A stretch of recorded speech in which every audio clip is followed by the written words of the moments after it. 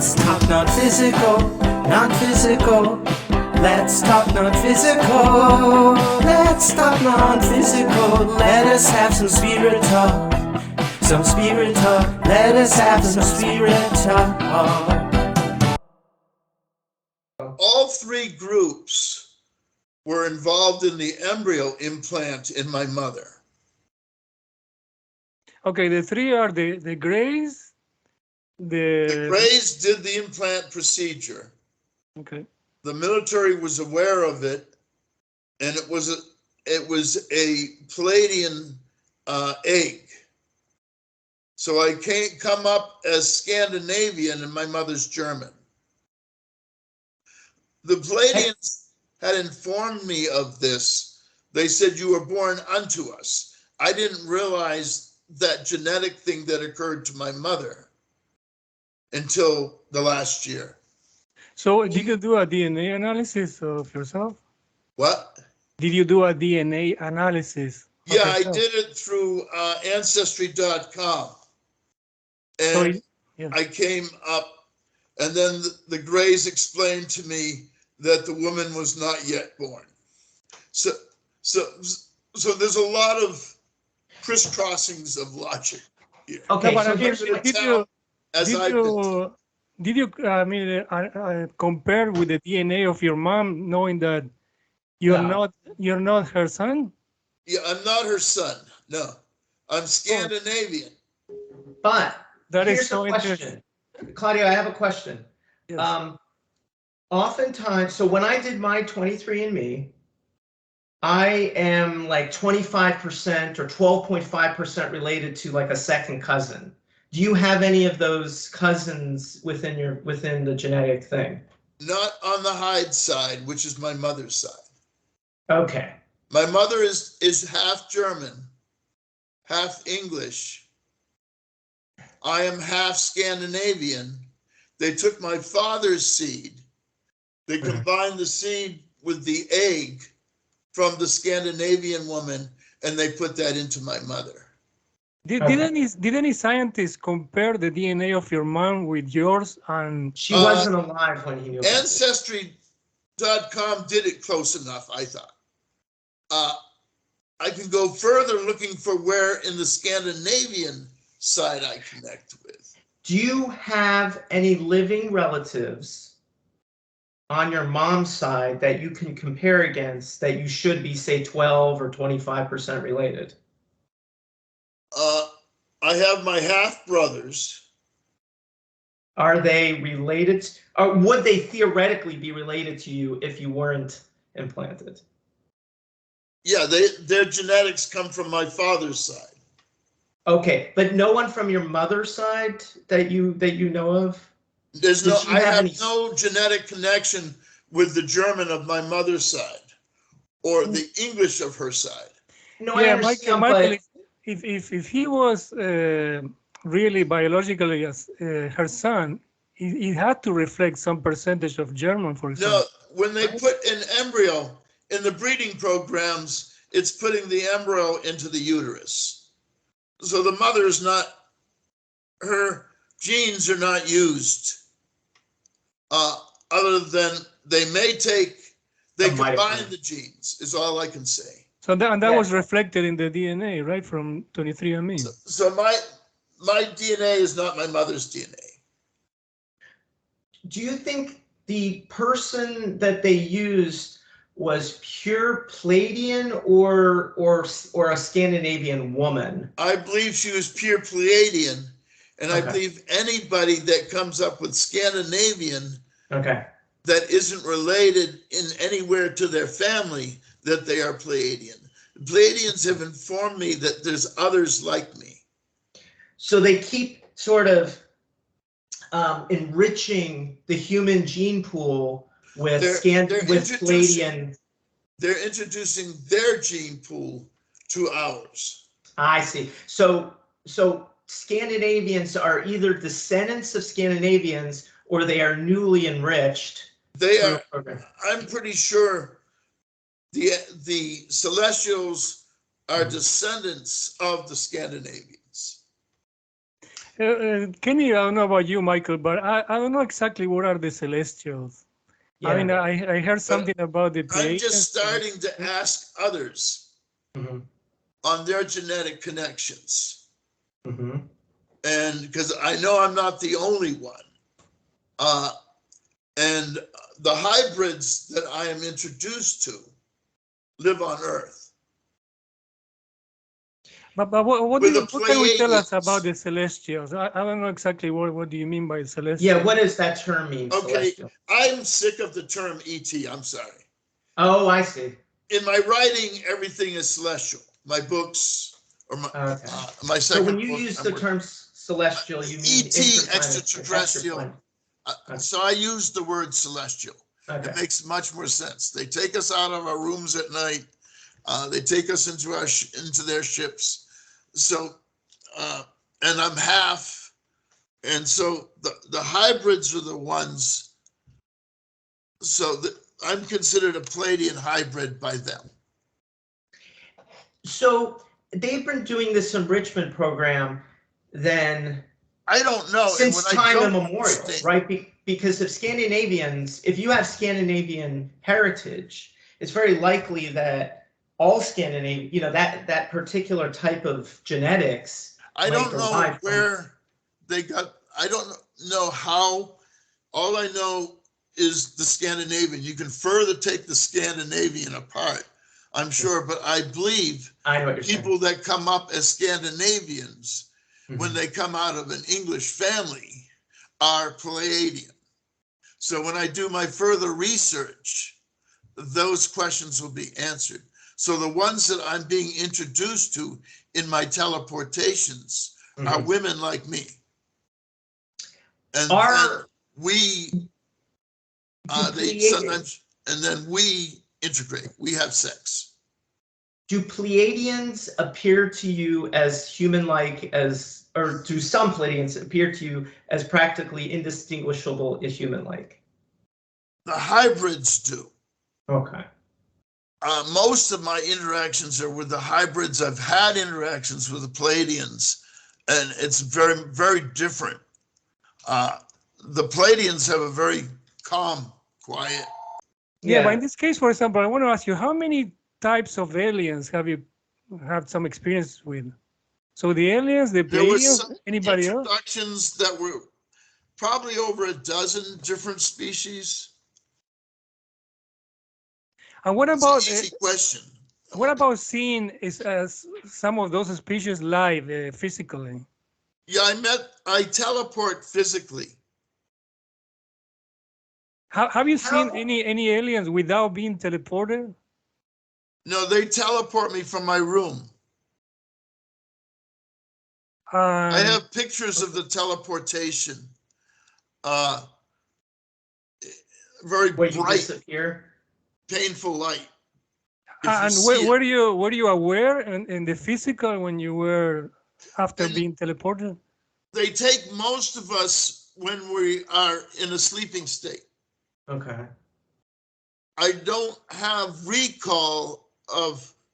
I have recall of maybe 50. With the Pleiadians, maybe 50%. Okay.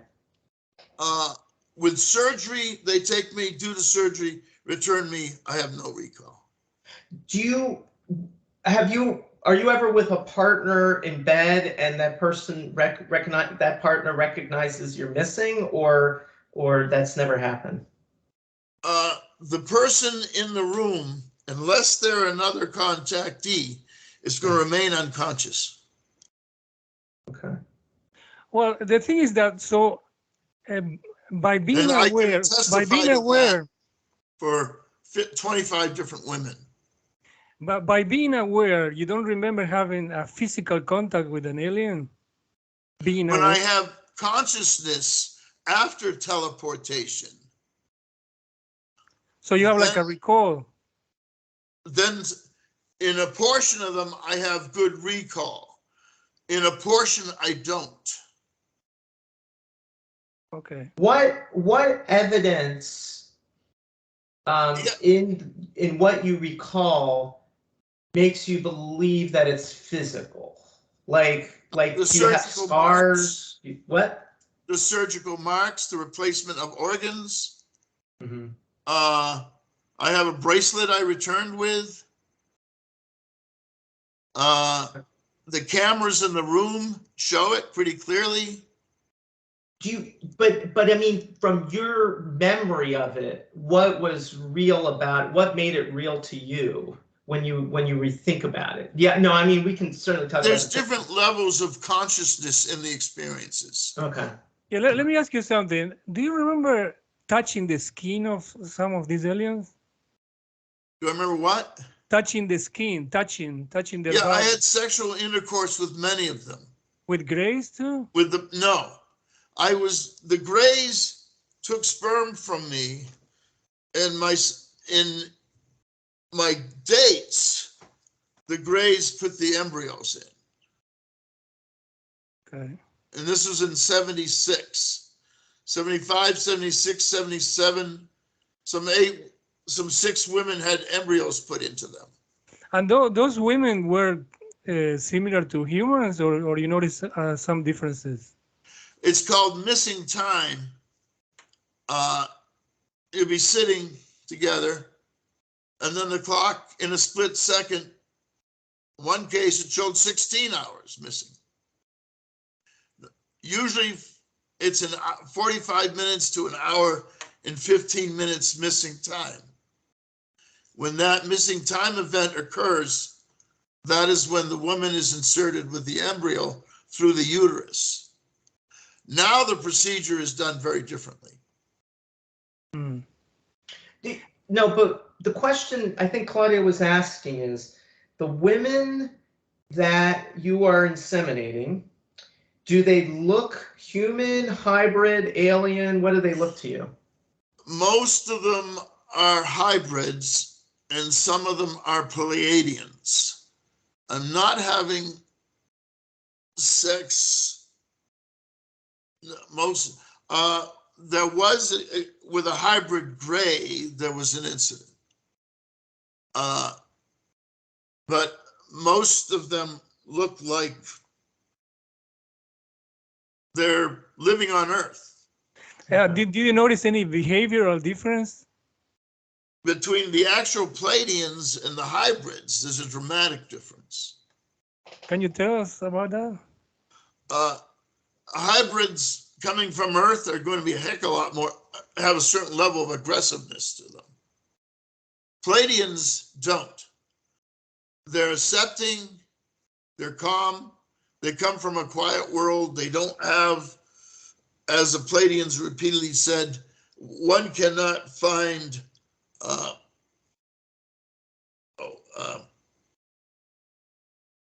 their level of spirituality in this world because it is far too complicated. Okay. In the Pleiadian, Mm-hmm. their basic philosophies are they believe in the Creator,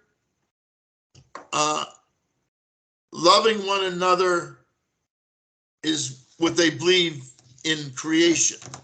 They don't believe in killing. To serve one another is to serve the Creator. Okay. So one thing that's coming intuitively to my mind is, okay, so are Pleiadians typically taller than humans? No. We'll switch from the hybrids Okay. to just the Pleiadians. Okay. They seem to be a normal size, different sizes. I've not seen any old. Okay. I've not seen any fat. So which ones Same are the thing with the tallest ones? Which ones are the taller ones? Not. The Nordics might be a bit taller, but that's an off-break of way back in the earlier civilizations of the Pleiadians. And they are hybrids. What? Are they hybrids? When you say The the Nordics Nordics, the Nordics have their own hybrid program. Okay. But I wasn't involved. I'm not involved in the Nordics program. So I have a question. So the Palladians are doing this genetic program. They made you as, you know, hybrid. Is the hybridization a technique to sort of see the world with like a calmer species, like of humans? Is that the goal, or what's the goal? The general goal with both the Greys and the Palladians is for diversity. It's to get the largest pool of genetics together. So we come from their settlements of millions of years ago, or tens of thousands was what they told me. So we are already part Palladian. So then they're integrating their genetics. And I know about the Nordics, the Greys hybrid program. Nordics could be a little bit more aggressive, definitely, than the Palladians. And I know about the Palladians hybrid program. My assumption is there's other hybrid programs between other species, because in interviewing people, there's over a dozen higher frequency species interacting with man right now. So one of the questions I've always had when people talk about celestials, I'll use your term, seeding like the human race and all these different things, is we have quite a bit of genetics in similarity with like chimpanzees, for example. So the question I have is how is it that our DNA could be so similar? And because I used to work in molecular biology, so I know about like protein functions and everything. And it's like humans are so similar to a bunch of other species, you know, and you can also you can keep tracing it down, you know, taxonomically all the way down.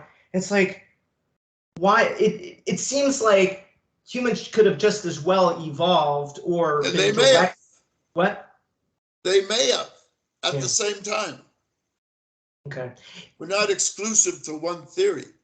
Well, there may have been a group that developed, intermated. Is it possible? Is it possible that a long time ago the aliens also came from apes too? Well, in Ancestry, in the History Channel, they're showing correlations with the seven sisters, the seven planets, and how numerous civilizations call that their home. They put those symbols on the walls, and they called that position in the sky where they are from. These are many different societies. Yes. Yeah, so the thing about Pleiades as a constellation in the sky, it is truly unique in terms of the fact that it's a cluster of stars that's it's around 400 light years away. There's no other cluster of stars in our sky that that is that close to us, right? We are part of actually our own cluster. So we actually have like a series of stars that are scattered throughout our sky because, you know, we're kind of like in the center and we can't see them. So we're sort of a cluster unto ourselves. And the Pleiades, which is about 400 light years away, is also a cluster of stars. Yeah. Perhaps even deriving from the same supernova. Well, they put it on their cave walls. Yeah. That cluster system. Numerous cultures worldwide. But I can't rule out that it is one of the more interesting features in the sky. I mean, right? Because, you know, if you think about different things that might catch your eye if you know nothing about the soul, you know, looking up at the sky, seeing a small group of stars all together, there's nothing like it in our sky. Now, they also happen to be the closest cluster to us. So in that sense, it would make sense that if there was some sort of transportation or migration of life, that it would come from them, from that star system. When we finally get the anthropological history that has been lied to us, or get beyond the one that's been lied to us, we'll realize the Celestials were included in those settlements. When they're coming up with 3 million year old evidence that man existed, when they got a caveman wall that has a submarine on it, a dinosaur on it, a helicopter on it, our anthropology was changed in a method to prevent anything to do with ETs. Everything was destroyed that made any correlation to ETs in our anthropology. When do you think that occurred? Do you think that occurred recently? The Jesuits played a major role mm-hmm. in that, being the very same people that set up the Adam and Eve theory. Mm-hmm. And this is from a book I'm looking at now. Mm-hmm. The Jesuits, they played the role with the destruction of the giant's bones mm-hmm. Through, I forget that science organization. They wanted a set history. How far are the Greys from us? You know how many light years away? Are they? Would you say they're the Zeta Reticuli or somewhere else? They've been involved with Earth. I don't know the particular exact history, but there's been a group involved with Earth for eons. Mm-hmm. The group I have involvement with is of the future. The Pleiadians I have involvement are from tomorrow. The Greys I have involvement are from tomorrow. And the Pleiadians tell me in the classes I went to since age 6 that they are here now to prevent what has come to happen. I see. Are they creating a new timeline by coming back? That's the impression I'm getting from them. Okay. They're creating. Yeah, they're redoing what has happened. Okay. I just went to Google and checked the Zeta Reticuli is 39 light years away. Yeah, so very close. The Greys are way closer than the Pleiadians then, right? Yeah, but the time travel or distance travel is not done. I mean, you're thinking of light years. Time travel is instantaneous with the Pleiadians, instantaneous with the Greys. I visited the Pleiadians planetary system. I visited other planetary systems. Travel is instantaneous, so you're not looking with plasma. We become energy, and then we're moved. Do you think it's impossible? Time and space as energy. Did they say that it's impossible for them to come straight from the present? The what? Did they say that it's impossible for them to come straight from the present?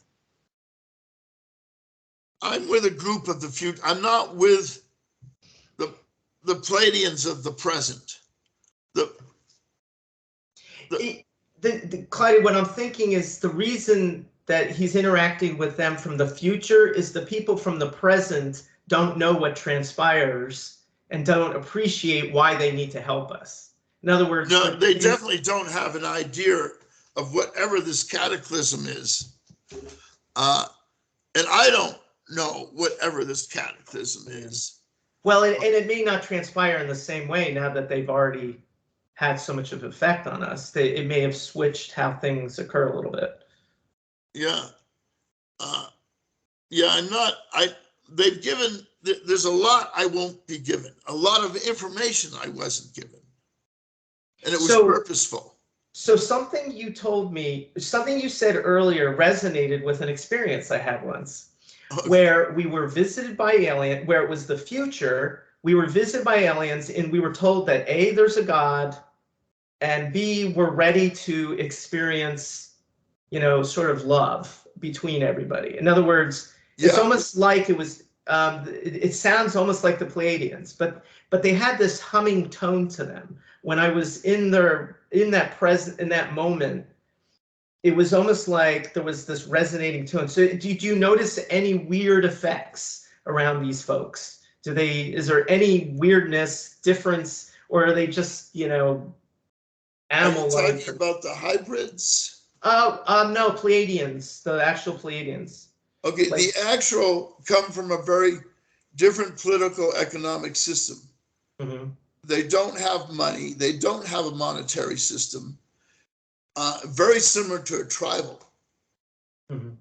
And everybody works together to serve one another, to love one another. And so they don't know. A female from the planet doesn't know fear, doesn't know anger, doesn't know hate.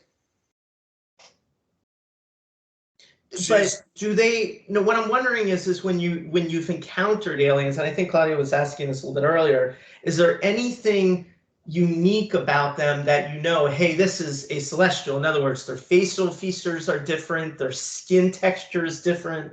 With the Pleiadians, it's pretty much the same. The only thing that I've seen is I've never seen any fat ones. I've never seen any old ones, and I haven't seen any sick ones. So they look like young humans.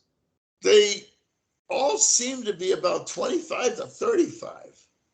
So do they have the same? In other words, you know how like humans, there's actually we all like have around like 60 millimeters between our eyeballs. You know, in other words, we all have similar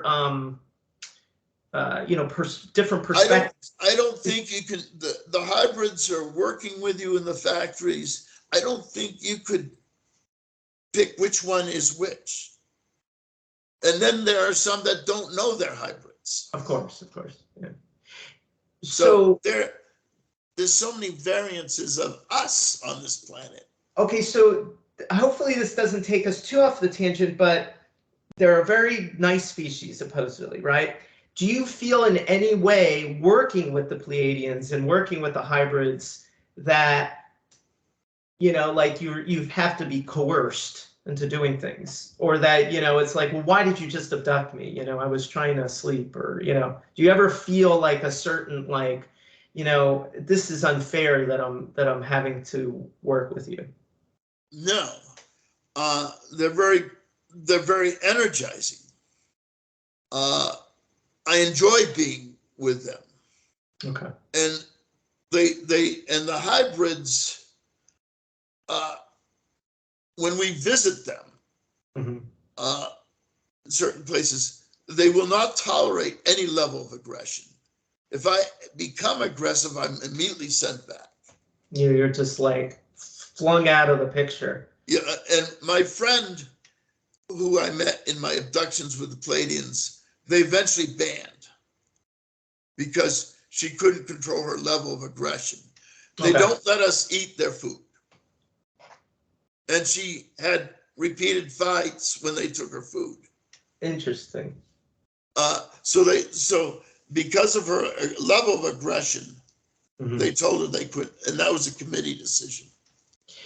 But as you said, you don't have, when you're in the teleported situation, are you like a full sound mind? Because obviously you don't remember what happened. Do you get a sense that there's a game they do with blacking memories out? Yeah. Oh, I see. So you're perfectly fine when you're there, and then you just forget right at the end. No, there was this one situation where I was speaking with a hybrid, Mm-hmm. and I was telling her about the book I was working on. Mm-hmm. So she asked me if I had written about the stuff she and I had done. And I didn't remember anything that she and I had done. So I asked her, what did we do? When she started speaking to me about what we do, I couldn't process her words. So I asked her again, and I couldn't process her words. Yeah, no, that's called blocking. Yeah. Yeah. So then when we did it with hypnosis, we couldn't break the block. Do you know this person in real life? I met that woman wherever she's from. I don't know what state she would be from. So did you meet her both in your experiences and in real life, or just in real life? No, just in my teleportation, I met her. But you don't know her name, so you wouldn't be able to like reach out to her on Facebook or anything like that. No, there's no way. There was an accidental connection with one of the hybrids in Chicago. Uh-huh. The family called me. Mm-hmm.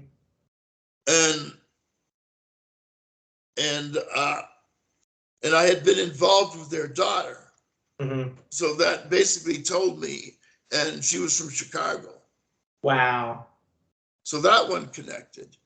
And then there was another connection with me and Lynn, with several witnesses. Who is Lynn? Teleportation. Who is Lynn? Lynn, Mass. I don't know. It's a town in Massachusetts. Oh, okay.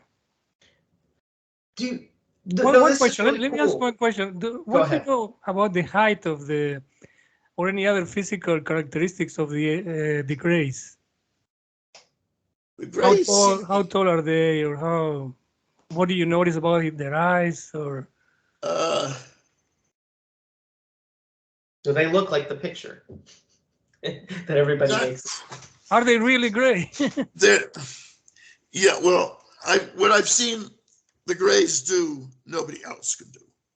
I've seen them take a body apart and put it back together, and then that person come alive. Okay. So I'm pretty sure they're Greys. There seems to be several different varieties. Okay. One that's thinner, the one that was doing the hypnosis seemed to be of one kind. The Greys have done their best, so I don't have much memory of them. Got it. Yeah, they're good at up on their tables, dismembered as a child. And then because it was so horrifying, I go back to sleep and wake up whole again. So the Greys were working on me from an early age. So what is their maximum height that you have seen? 5 feet. The tall whites I've seen with the Greys, and they're over 7 feet. But I haven't seen the tall whites with the Greys. For some reason, a lot of people in their earlier years saw the tall whites with the Greys. The later years, I didn't see the tall whites. So what are the tall whites? They're part of the Greys? Or? No, they're another species altogether. They're not human. Is it plausible that you're also, without getting into the government, is it plausible that you're running into future humans that that actually become Pleiadians? No, the military is another whole separate experience, and so I've kind of avoided it. No. But what I'm saying is, have you encountered future humans? Like, and by future, I mean like, 1,000, in the same way that you're encountering the same amount of futureness of the Pleiadians. I've traveled in time to whenever I went to this other time, there was no technologies. Cars were junk. So maybe like 100 years from now, or 50 I don't know how long. I couldn't figure it out. But it's probably not like 1,000, because 1,000 the cars would have dissolved. No, it's not that far. You can't tell. Yeah. All I know is I'm in a house. It has holes in the roof, holes in the floor, and I can see the furnace from the kitchen. But I don't know. And it was part of the breeding program. And the woman they sent me there 5 times, same place, for breeding with this particular woman. In the breeding, they use a gas sometimes. And the gas makes you feel like a rapist. But the women, they spray it in the face. Not all of them use it. A lot of them use it. So often I'll wake up with a woman and do you think this woman, I know we're probably going to have to cut this part out, but do you think this woman was part of the future? In other words, you were brought forward to mate with her so that they could have future genetics with you in it. That's what I'm assuming, because they wanted her pregnant enough, so they brought me there 5 times. Wow. Then they brought me to the past, to 1960. They wanted me to impregnate a 16-year-old, and I refused. They brought me to that particular time a number of times. Did you let me ask something about the time? Did you consider the effects of free will? Like, because if it comes from the future, it's like it's already one particular timeline that might be changed, right? I don't believe, I have to say this with time travel, because in another experience, I astral traveled to the future, entered my body in that future. All the things exactly took place for that to occur 3 months later after I visited her.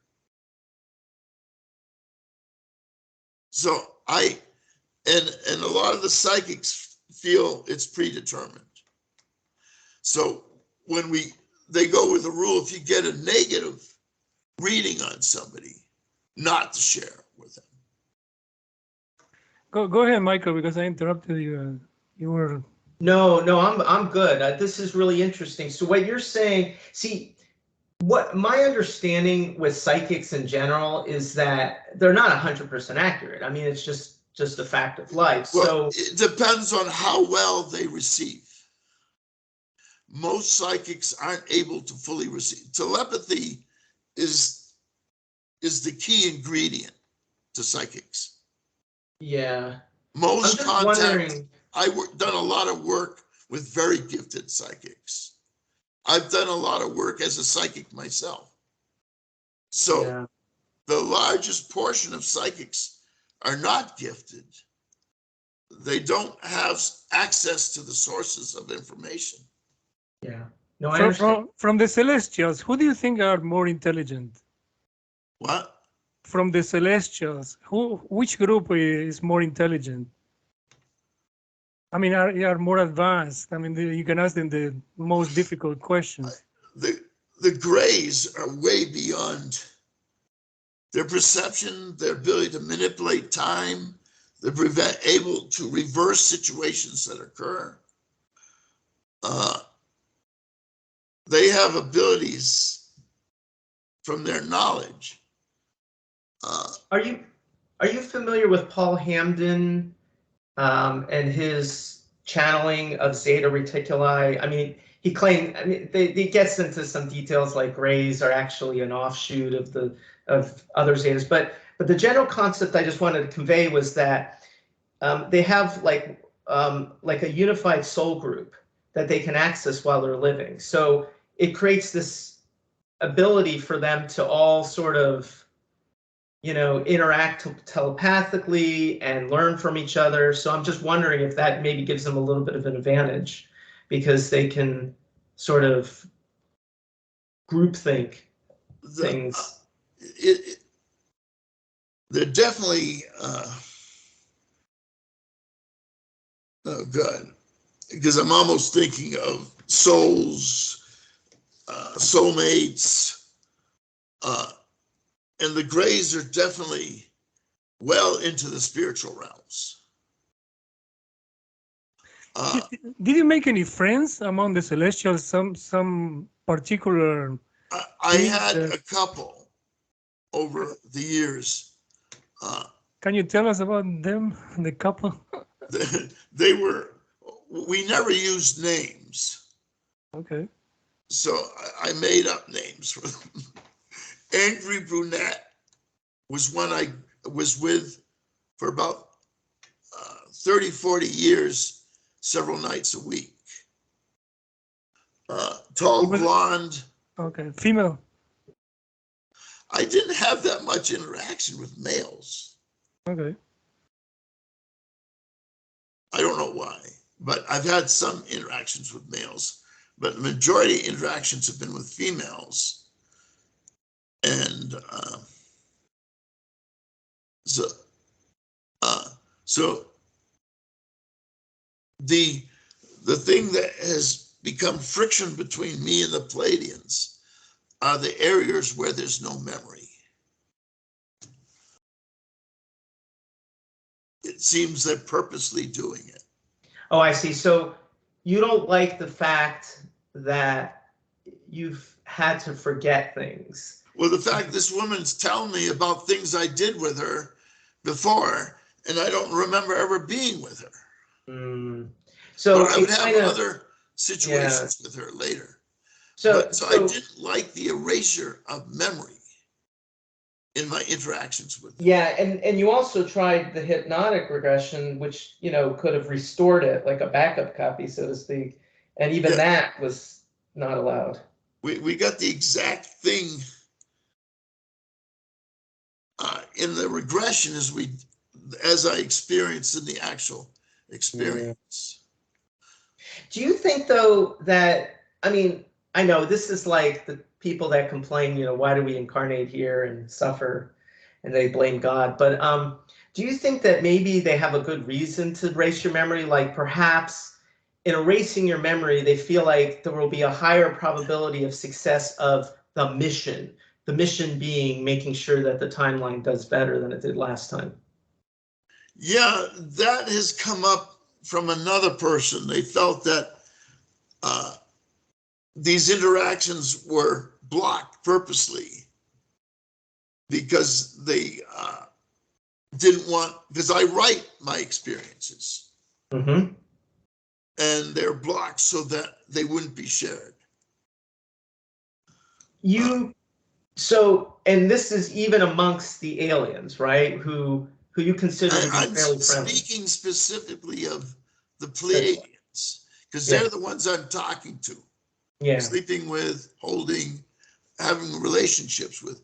The Greys, other than with that one hybrid, there's been no, they do surgery. And who knows how many experiences you've forgotten about so well that you don't even know that you had it. Yeah.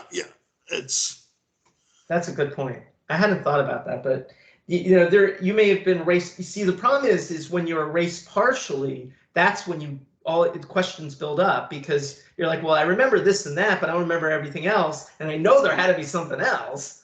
So that really drives you crazy. When I'm waking up in the breeding program, when I'm waking up with a woman, I know something else happened between me and that woman that I just woke up the night with, but I have no memory of it. Also, I think you said on our video that you were on a spaceship. I've been on a lot of ships. The only thing I have on videos is leaving my room and returning, and then the ETs visiting. And unfortunately, you can't use regular video, security video. So I found an old system that has to be put into an old TV set, and then videoed from the TV set. Because there's a high electromagnetic fields with all these beings. And so they blur out in the photography. So I was able to get a good outline with an old-fashioned Swan camera. And I published those pictures in my first book of leaving and returning. You leave clean and you return with a lot of, wherever you go is where you're the energy, which looks like a very painful light. So when a being would visit me, most of the time, they would wake me up when they visited, so I wouldn't see their appearance. What can you say about the propulsion they use, or anything about the spaceship, or if they have instruments? or video The screens? gray ships were smaller. The metal tables, instruments look like stainless steel. They used a light which sealed. They can do surgery and leave no scars, or they can do surgery and leave scars, or they can remove those scars in other abductions. But the metal tables, the grays, I kind of have a general imprint in my mind of them laying on those tables. The Palladians, the ships are massive. They're like a community, almost like a town. I don't know where they are, somewhere in space, but they're very large, and I always describe them as communities. They work together. We got a lot of training on the ships, but I never saw the Palladian ships from the outside. In regressions, I saw the Greys ships. Do you know, for example, the Tic Tac UFOs are from one of them? What? Do you know about the Tic Tac UFOs or UAPs? Basically, any of The the Tic things where Tac, the people ones see that things. were revealed by the Pentagon? I'm familiar with the Gray ships, what they look like. The Palladian ships, I don't know what they look like, because I've always been inside of them. And there's so many different ships, from the reptilian ships that look like diamonds in the sky to, so I don't know a lot of what the ships are. Do you think the Celestials would prefer you don't remember the experiences you have in general, or do you think they like you to remember some of it so that you They're can tell starting people? to ask for us to do introductions to small groups. Mm-hmm. I'm angry with the Palladians on what I'm not remembering, but at the same time, when I'm with the Palladians, I can't fully understand their reality. Are they communicating telepathically with you when they're talking? Are they just Everything sending? is telepathic communication. Yeah. Military is telepathic communication. Okay. All right. Yeah. Greys, Palladians, and there's some question that communication is through a non-living celestial. I know what you're saying. In other words, they're getting help from their own spirit. Yeah. From their own spirit. Because with one person, he has what he calls his children friends. They look like children, but they were part of his life on the other planet. Many of the contactees are soulmates to the Celestials. Do you think that you're actually do you think that you yourself may be part of one of their soul groups? And that what you think to be like, well, why are you bothering me? I'm just a human. Well, that was actually my first big question. Yeah. Right. In 2000, I didn't know most of my life I was a contactee. Mm-hmm. And so when the hypnotist is telling me what you're describing is an abduction, Mm-hmm. I'm telling her she's crazy. Mm-hmm. So that was 2000, 2001. Okay. Then the visitor in my room, waking me up, talking to me, then bits and pieces showed me how real it really was. Because a lot of us think the experiences with the Palladians are dreams. Mm-hmm.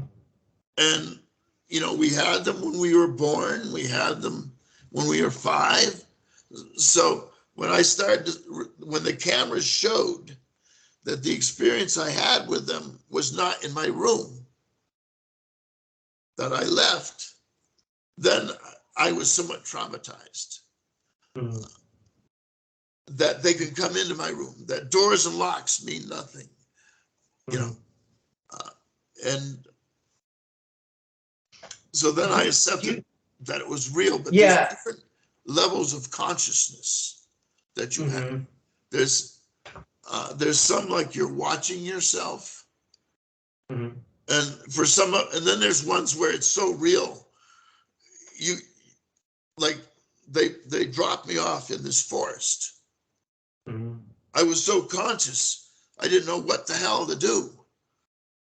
So I was supposed to go to this house, but I didn't know which house I was supposed to go to. So I'm in this neighborhood at 3 a.m. in the morning or sometime after midnight, trying to figure out how am I going to get home. But that was physical, you mean physically? Yeah. So I went to the first house I found. I wanted to do as I would do in my hometown. So I told the woman and said, I'm lost. Could you please call the police? So she didn't like the idea of me calling the police. And I was thinking of her security. It's not smart for a woman to be answering the door in a pajamas. So I just called the police, and then so I went and sat on the back porch. She came out in her pajamas asking me if I really wanted to call the police. And I said, yes, call the police, I'm lost. So she was trying to discourage me. Then I realized that was the house I was supposed to be at. How far was it from your house or from the place you were before? I don't know where I end up. I don't know where, and I know with time, I'm spitting this stuff up. No, but for example, after that encounter in that house, did you go back to your bed, or what happened after that? Well, I disappeared in the back of the cruiser. Oh, so you were in the cruiser and then you disappeared again and you ended up back in your bed? Yeah. Okay. And then they had me re-meet the woman the next day. But do you know what city it was? The city with the woman? No. I just was lost. I didn't know where to. So you don't know exactly, but you guess it was in the USA. Some are in the USA, some are in the Middle East. They could be anywhere. So usually I'm so lost trying to figure out what's going on. Sometimes I'll ask the person. They'll say, "Oh, you're in Indiana, Ken," or they know my name because they're expecting me. Unfortunately, I'm not expecting to be meeting with them. Have you ever looked in the mirror when you you have one of? I did. Do you look like? And did you look like your current age, current self, or did you look different? I was the way I looked when I was 21. Yeah, so you were in a more like they had sent me back in time, and I was, and I'm confused because sometimes I could be a child and think I'm an adult. Sometimes you can put the pieces together, figure out where you are, what they want you to do. I think, in my opinion, another possibility is that if you saw yourself young, is that you were in a spirit form. Well, I was confused with that one. I knew time was involved because I was spitting up. And I found one other person having the same experience. The stuff in our mouth hardens like snake skin, and we have to spit it up. Once we spit it up, so I learned eventually when I was time traveling in the past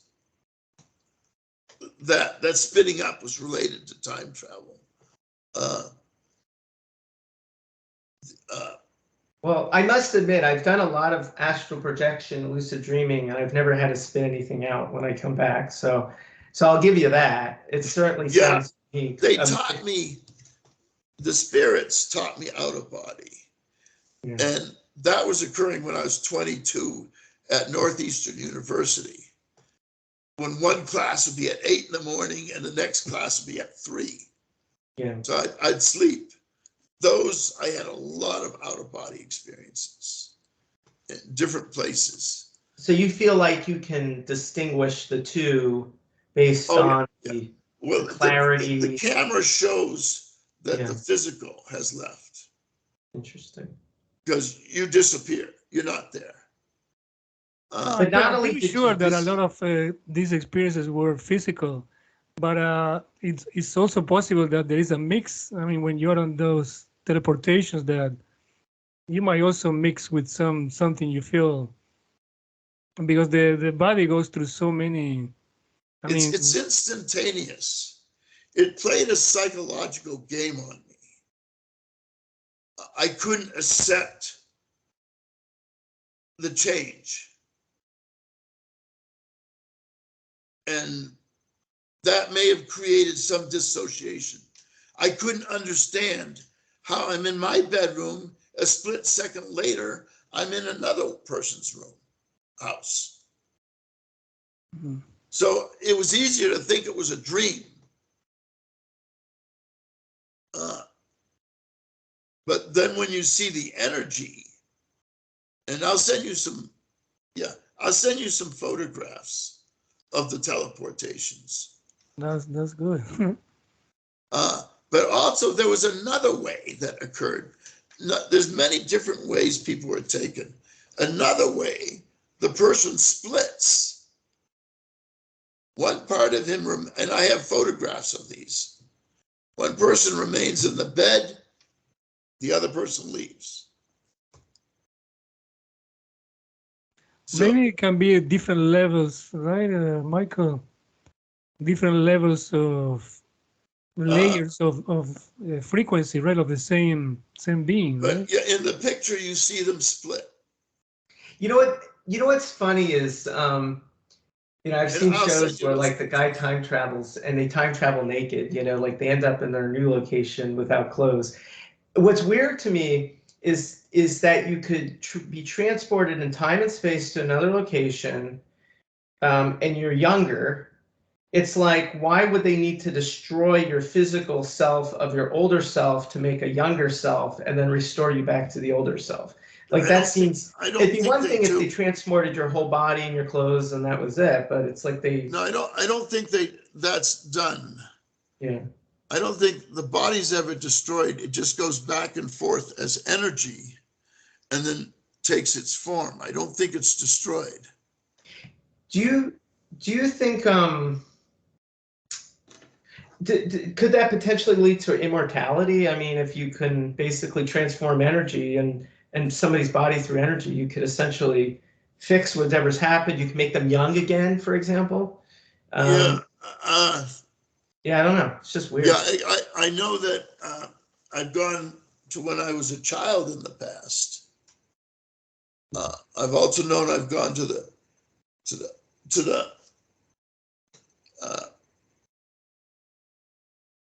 other pasts that I'm not part of. The teleportation, the Pleiadians don't particularly give a damn about clothing. And so you often end up in places without clothing on, and a 13-year-old handing you clothing. So most of the time you come with clothing. When you sleep at night without clothing, that increased. There's a couple of times I ended up in a t-shirt in teleportations. Kenny, did it happen to you that you lost something on the way? I mean, they abducted you, let's I tried say, to figure you out came how to back. bring something back on the way. You got something back? I got a bracelet back from one. But did you ever lose something? No, but items are disappearing and reappearing in the house all the time for us. Well, tell me about the bracelet. I mean, I'm curious. That was, and I'm looking to repost that bracelet because they took, and I don't know if it was military or Palladian that seemed to have but the Palladians have their military. But we ended up in this very cold metal room, about 30 of us. And we had these special coats on that we arrived in. They had us line up in a line, and they showed us how to take the coats off. The building warmed up. Then they had us inject ourselves. They gave us hypodermic needles, and we injected in our leg. I had problems injecting myself, but I did it, and then we were led to another room. On that, it had a table, and at first I was thinking we're going to get breakfast or something. And on the table, it had piles of things, and they directed us to pick up the bracelet. I can show you the bracelet. Yeah, go ahead. Hang on. The group of us took the bracelet from the table. We were directed to take the bracelet. I don't know what you can see of that. It's not plastic, it's not stone. I really don't know what it is, but they had everybody of that group take the same bracelet off the table. Do you take it to some place to see if they tell you what it is? I think it was a way of identifying the people involved. So that's why I'm going to post it again in a larger audience. So No, but did you take to, for example, to a pawn shop or some bracelet? Coin stores, they have a device that can actually measure what element it is. Yeah. Like if it's gold or titanium or steel. Yeah, I had an implant measured that way, and it wasn't a recognizable element. But I haven't done much with this, but my impression was the group of us had these bracelets. It'd be interesting to find somebody else with the bracelet. After we got the bracelet, we went on to a van. Then they took us to a class that was on a lawn in metal chairs.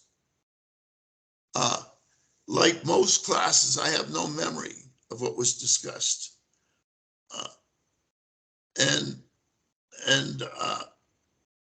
that was all I can say on that class. On some of the classes, we have memory, like we were working on massive evacuation procedures of Earth.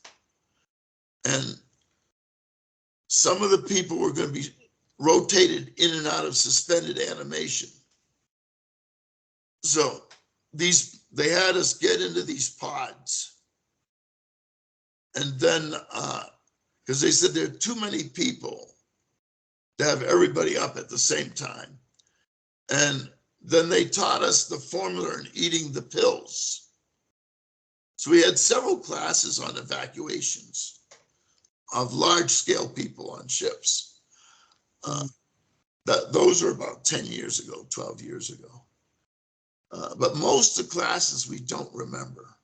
And that was one of my friend's fits.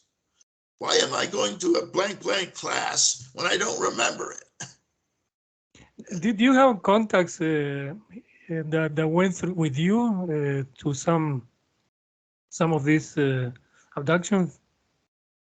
Did I have what? I'm sorry. Anybody in the physical that went with you, that shared experience with you? Yeah, the woman that they kicked out, she and I had been in many abductions together. Who is she? She and I do some psychic work. She's a very close friend. I met her first in my abductions. Oh, and then another woman. I was getting some strange thought stuff with, and I couldn't understand why I was getting this strange stuff from her head. Thoughts. They showed me that she was a contactee on their ship, but she had no memory that she was a contactee. She thought so they had me meet her several times on the ship. And she has zero memory. Oh, sorry. And she didn't believe in ETs, and she didn't believe in spirits either. So to this day, she has no conscious memories of being a contactee? Yeah, none. And I didn't until 2000. Is she younger than you? She's about maybe 15 years younger than me. Okay. But it was interesting because she has black pupils and nobody knows who her father is. Well, we all have black pupils, but you mean black corneas or Well, everything's black. There's no everything. brown, there's no blue, there's no Oh, I green. see, like a gray, right? Did she do it? Well, the gray hybrids have just, so she doesn't have brown or blue eyes. Where that's supposed to be brown or blue is black. Has she done genetic testing like you with an ancestry or no? Well, she was just a co-worker. Okay. So there wasn't. But she doesn't believe in any of this stuff. She was reading my writings, and at work she was screaming, "I don't believe in the celestials, and I don't believe in the ghosts." Okay, so but she is psychic, though, you said. Her brain, there seems to be this thing with the hybrids where some of them are recognizable by the sensations. It's almost, almost like I can read her thoughts, the attraction. So I don't know how to explain it, but she was the first person I've come in contact with, other than my friend, that I was surprised to realize was a contactee. So I admit the possibility that if you put certain nanoparticles into someone's body, like you said, they can be detected as that person has nanoparticles inside. In other words, you could theoretically, for example, radioactive substances. If you put radioactive substances in your body, some of those will last for your entire lifetime. They'll just keep glowing, for the rest of your life, and they'll never leave. They don't get excreted by your body. They just stay with you. I have 9 implants. Yeah. 2 in my feet, 7 in my body, in my torso. So I think the implants, we can do it some other time. Maybe we can dig more into the implants. But the implants are also, the one here picks up discrepancies that occur in my body's change in chemistry. When the body's chemistry is off, the pain becomes unbearable and I end up in a hospital, and they usually find a systemic infection. So it's causing infections? No, it's like detecting. It picks up on. Okay. So it's like a microphone. Okay. This is half the size of a golf ball. This particular implant I'm talking about. Wow. When they do an X-ray of you, do they see this big mass inside of you? It's visible, but the doctors have their own game with these implants. They call them, they have a name for them. Okay. I wish I could remember the name, but they say, oh, this is from the camera. Artifacts. Artifacts? That's the name the doctors will give to the artifacts in me. They call it artifacts. Discrepancies of the MRI machine. Oh, I see what you're saying. In other words, they do a scan and they're like, well, that can't possibly be real. So that must be the doctors know about the implants. Yeah. The doctors know about the government implants, and they also know they're not to touch them. Who suggested that, to not touch them? The doctors are told that these implants should be left alone. Oh, you told them not to touch them. No, this is what they understand in the medical field. They're not to touch these implants. They presume that they are not. They're told to leave them alone. But they know. Do you think they know they're not from us? I mean, from humans. What? Do you think they presume they are not implants from humans? What's his name, which I wish I could remember, found that there was more human implants in people than there were ET implants in people. Well, but basically what I'm trying to say is that they are not planned implants, basically. The military they were not planned as any medical procedure. I'm confused. Do you follow me? It's like they presume like that not to touch them because they were not a procedure planned by some institution or some doctor. I was told by a doctor that they were told basically to leave them alone. So who do you think they told? I'm sure that came out somewhere in medical school. Okay. But the doctors are not to touch them, and they know better. Okay. Are they told that they have a celestial origin, or that they have a military origin? Well, the doctor that was doing all the research on implants, as I told you, he found out 75% of them were government implants, not celestial implants. He died a number of years ago. I wish I could remember his name. He was a big researcher on ET implants. Yeah, you were meant to be here. You couldn't have done any. That's definitely. I was meant to be here. Kenny, I want to ask you, in 2000, in this year, what's been going on with you this year? Did you have any abductions? What happened in? My abductions are ongoing several times a week. Even like this week? Yes. So can you tell us something is going on lately with you? Yeah, the abduction, the Pleiadians take us 2 and 3 times a week. My abductions are ongoing. I don't know what the Greys are doing with me. Well, they're doing some surgery, but the Greys, there's like a mental connect with telepathy with them. I have a trust for them. The missing memory with the Pleiadians isn't helping with the Pleiadians. I had an experience 2 nights ago with the Pleiadians and children in a factory, but that's not of Earth Pleiadians. But yeah, it's ongoing. Okay, memory is coming back to me, Claudio. Sorry, not that I know this is Kenny's time, but there are times when I visited aliens and they look perfectly human, and I'm like so confused. Now, granted, this is all in the spirit world, but it always puzzled me because I always thought, well, shouldn't you guys look different than me? You know, so that's kind of, I'm just pointing out a similarity with what Kenny's saying.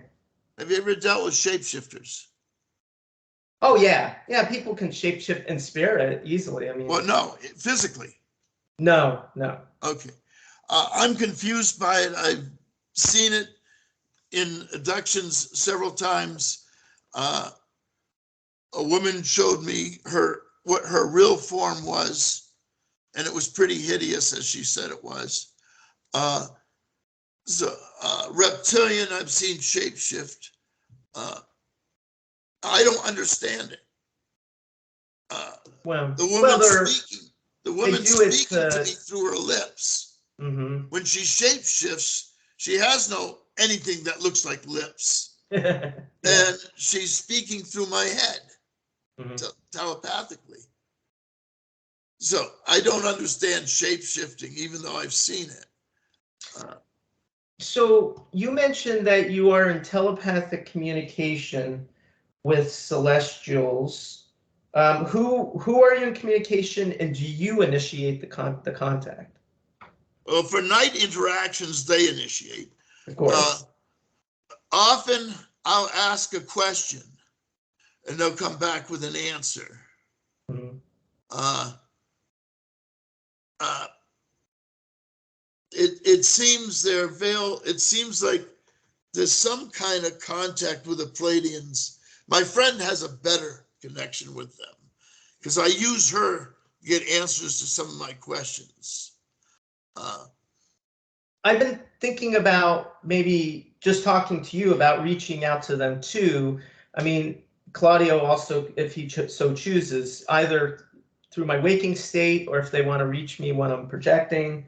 Not so much to verify what you're talking about, but maybe we can also, like your friend, I might be able to help color in the edges in terms of helping you understand what's going on.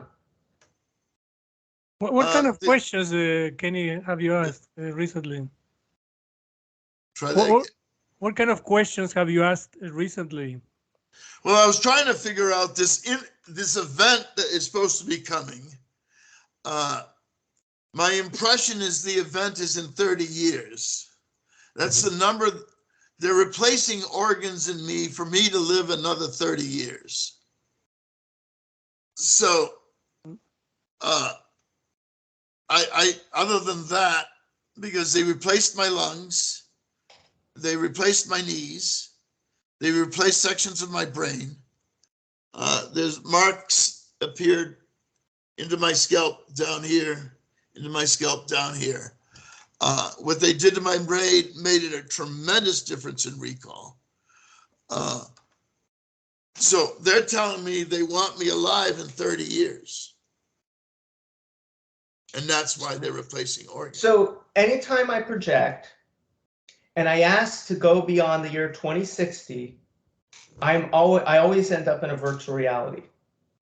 In other words, it doesn't seem like Earth, the way we know it, exists even in the year 2060. So it's interesting. So that's sort of consistent with my experiences, that something so game-changing occurs within the next 30 years. Could be cataclysmic, it could be otherwise. It seems to have to do with Earth's evacuation. Yeah, I could believe that. Evacuation where, though? What I was told is there's two, they have the places. A German connection told me the Greys completed the ships for Earth's evacuation. She disappeared, of course. Abductees are being asked if they want to leave. Most are saying no because they have loved ones around. And the Greys are asking. I was given a choice to leave by the Pleiadians, but there was no way I could handle that one. Leave my family. What percentage-wise would you say the evacuation is a tiny, tiny percent of the human population? I think they're set up to evacuate most of the population. Interesting. And it's been done before. Is it to preserve their physical bodies or to preserve their souls? I mean, what? Well, the Greys have put people in two divisions. Those that serve themselves and those that serve others. And that's how they describe how they'll be doing the divide. I see. Supposedly 2 planets that one group will go to one, another group will go to another. And this has been ongoing for thousands of millions of years. Settlements to planets, to other planets. So where we are now is just another location as we've been drifting throughout the cosmos as a human species. Well, there's a division of species of what we are here. We're not, in other words, we're just part of a larger species that we don't even know about. We're by the way, the fighters. we're part of many species. Yeah. Either through soulmate or blood. But it's the diversity that the Greys are working for. Earth is a treasure with its diversity of genetics. Yes. That's the interest why they don't want to see the disruptions or the destructions of these life forms. Yeah, Paul Hamden describes the Zetas. He thinks the Greys are like a separate species, but we'll leave that out for now. That they, even though they have this group soul mind that they all work with, the world they live in is really desolate. Whereas this planet is like rich and full of vegetation and, like you said, diversity. Their planet is a total hellhole, you know, and they, you know, they have some zoos and that's about it, you know. I don't, yeah, I know that between the Pleiadians and the reptilians, I mean, the Pleiadians and the Greys, they were at atomic wars. I know planets were destroyed. There's some of us that say that. I was amazed to realize that our genetics is compatible with the Greys. Yeah. When I first heard of that, I said, something not right here. Yeah. But then, no, I know. And are they deviations from atomic? I don't really know much on the Greys' history. yeah. I know the Pleiadians and them have been hostile, but they're cooperating with Earth. Mm-hmm.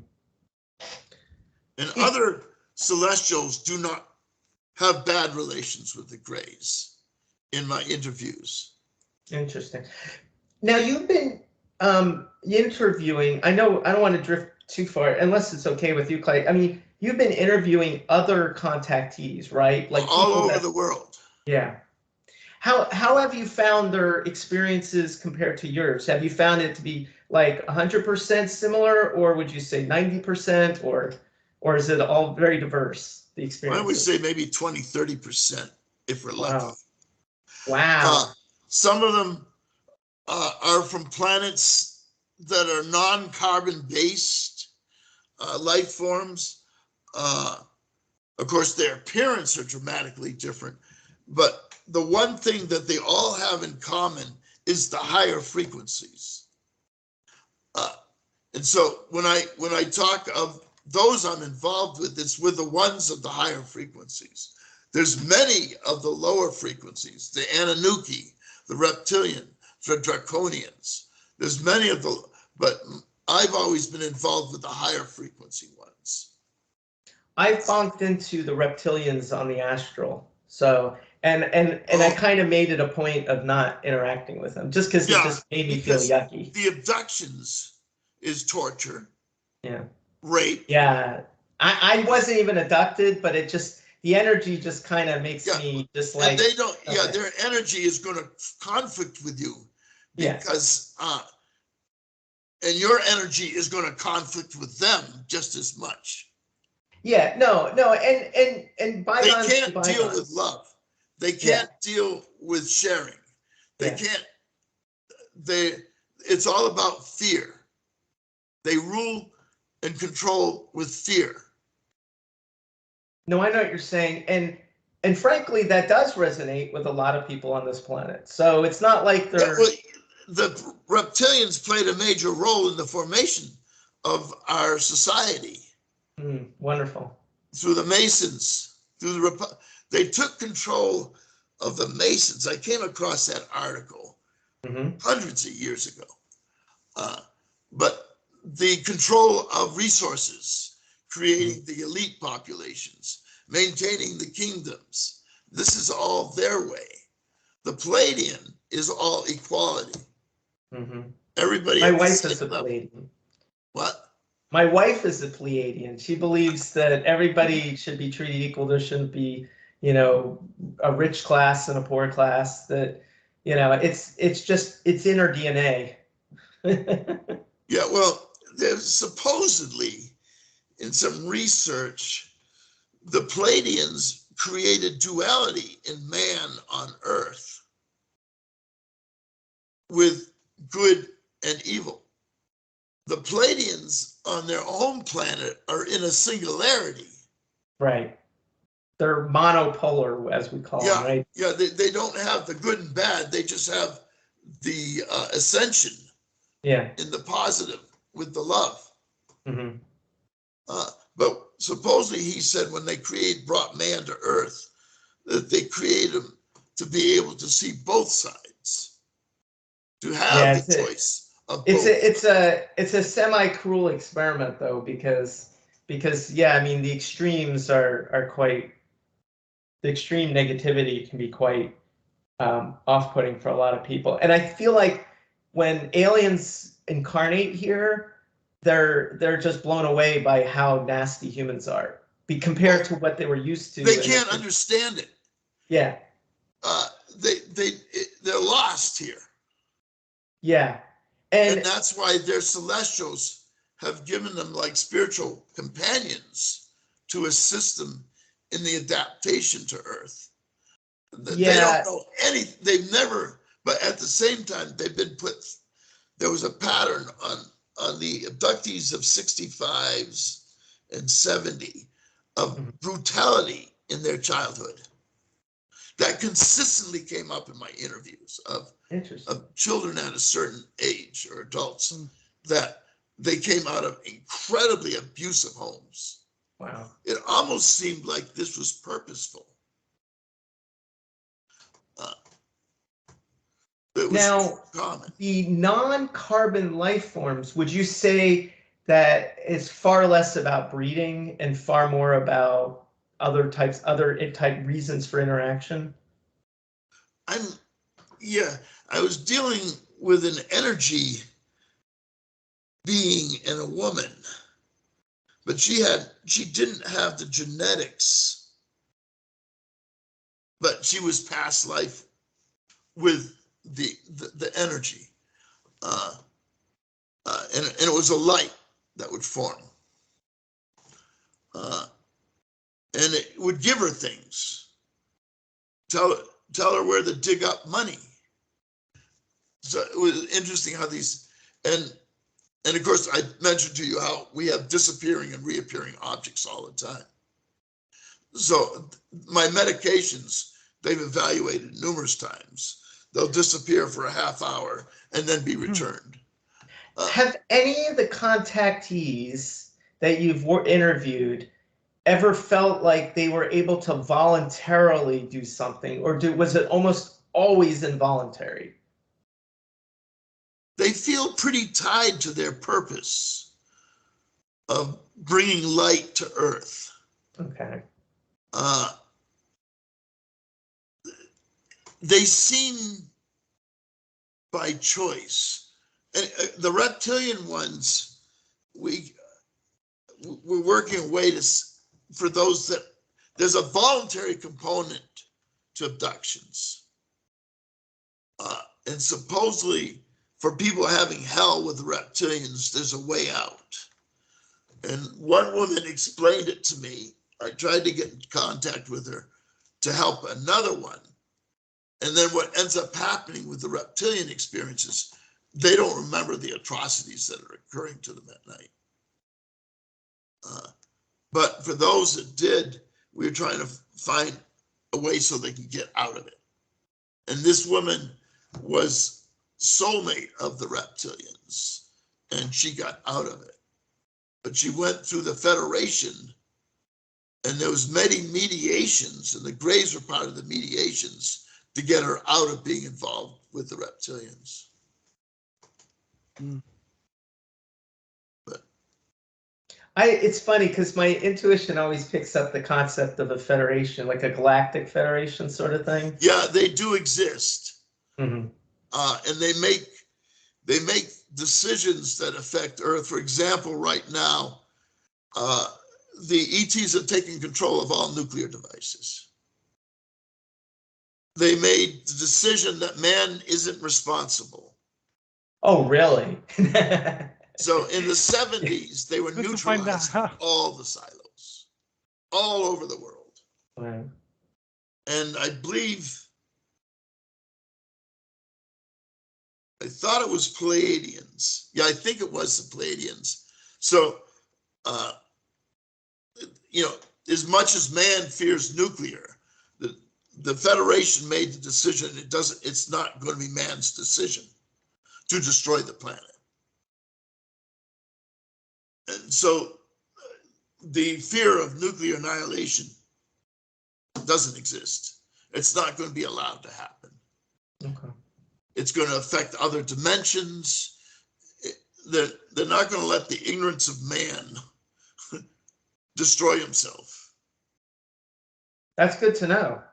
I've always, Because when I was a they kid, I have, used to have they've nightmares. seen planets destroyed with the atomic era is like a developmental era for civilization. And we're not done with it. I mean, the power game, the struggle game. Yeah, I find it interesting that we invented atomic weapons at the same time we invented the computer. It's like it came so early in our social maturity that it's like giving matches to a kid. You know, it's like Yeah.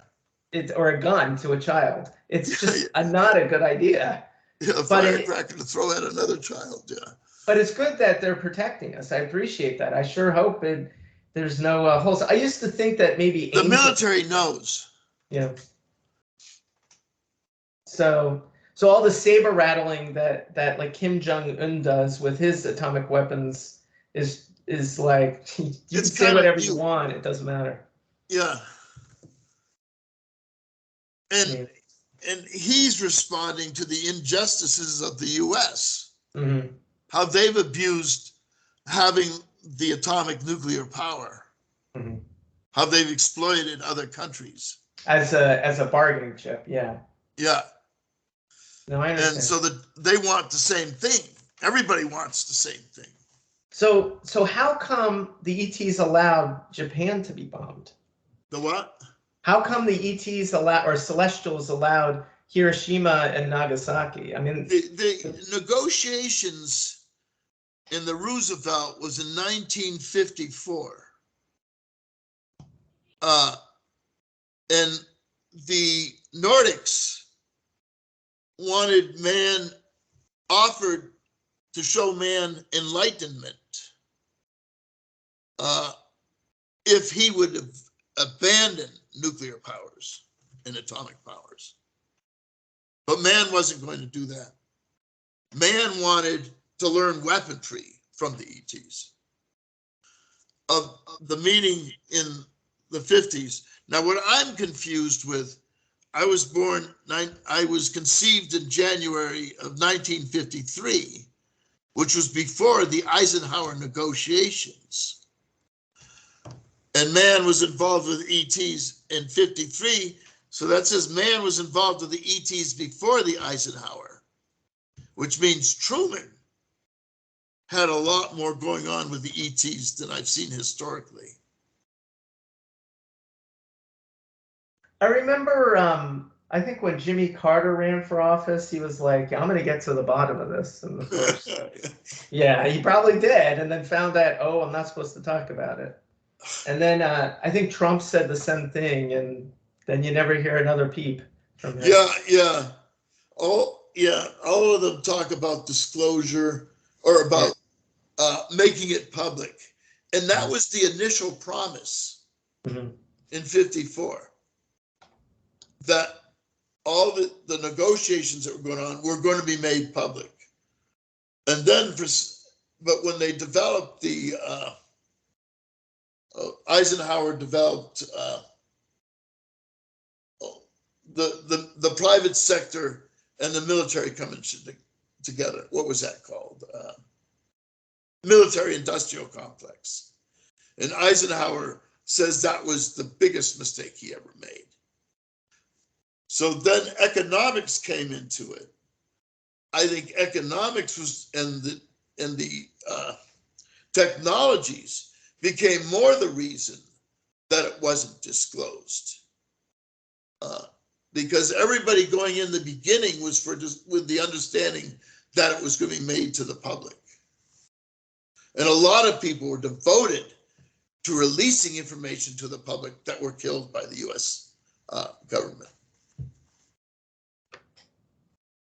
So there's now people that are trying to release. I mean, they haven't been killed yet, but they've been derided as being frauds or whatever. Maybe that's the new tactic I think it's going to come out of the private sector. Yeah.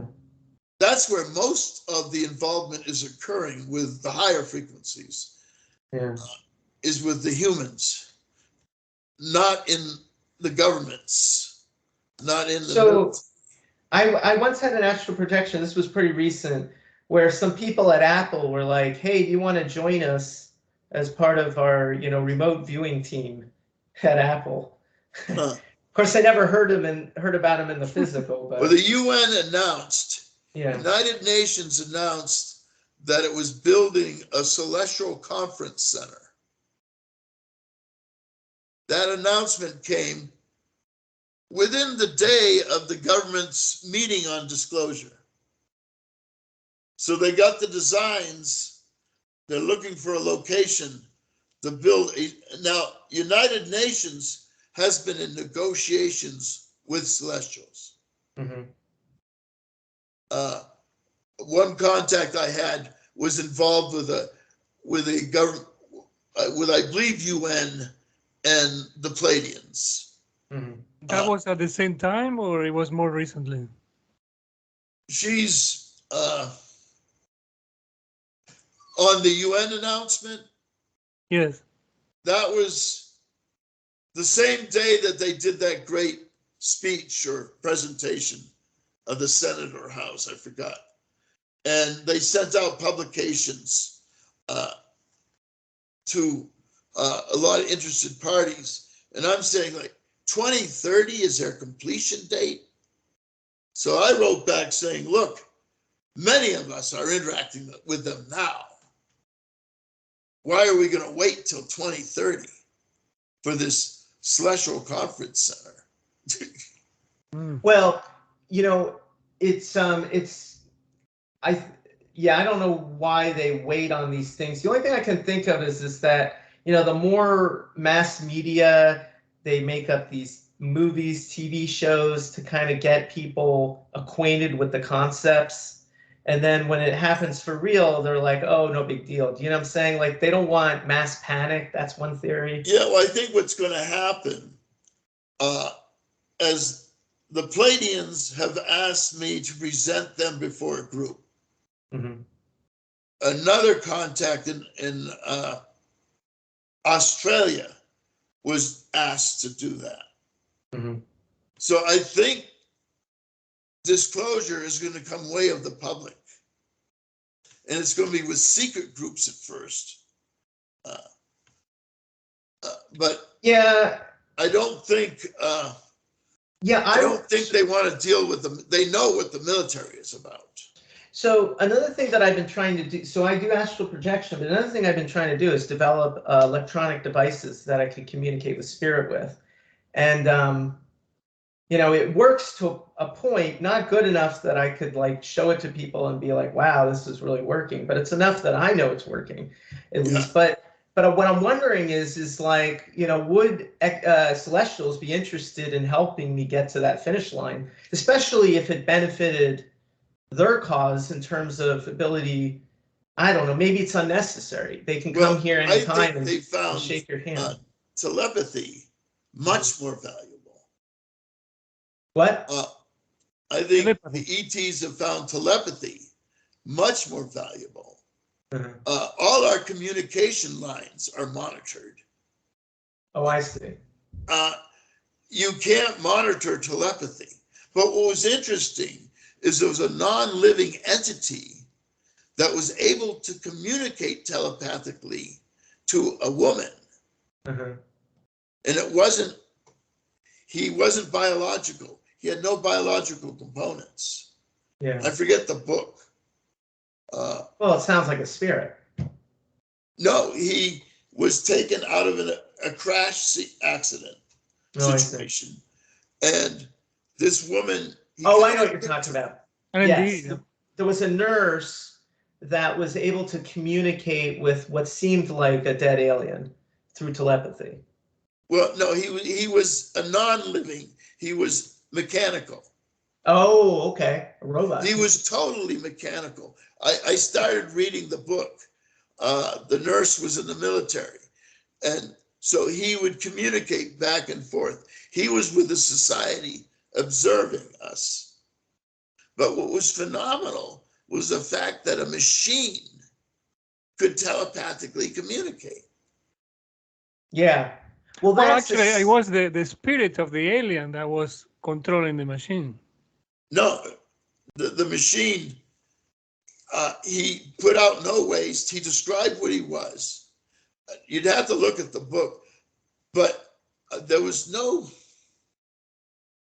I got no impression of spirit. I'm afraid of spirits with an artificial intelligence, though.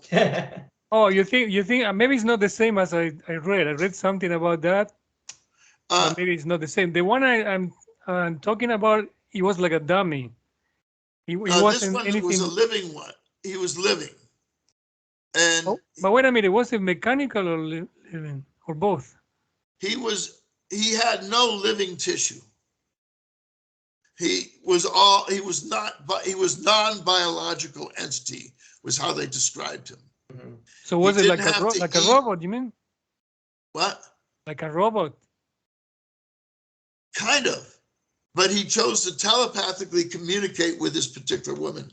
I have the book, but I don't know where it is. I guess what we're thinking is what's stopping a robot from having a spirit incarnate within it if the robot is sufficiently complex. Well, we had an incident with a toy puppy. They made these toy puppies with artificial intelligence. Mm-hmm. And it stopped working. Mm-hmm. Changed back. So this child was playing with it, and it was following him around the room. It had no eyes. Mm-hmm. And it's following him around the room. And then eventually it stopped, hasn't started up. I'm looking to see if it reacts to the child again. But to me, an entity had entered it, had to. Yeah. That's what I'm thinking is that, in other words, it's hard to rule out that the story doesn't include a community, what I call a communion, but it's basically an integration of both a spirit and a non-physical mechanical thing. It's almost like if you look at us, it's quite possible. Yeah, I mean, if you look at us, we are just outfitted. You talk about implants from aliens. We are actually our energy body is just outfitted with like cameras and vortices, and it's like it's an incredibly complex object that our human body is encased in. But in communications with mm-hmm. interdimensionals, they take control of the machinery. Yeah, no, I understand.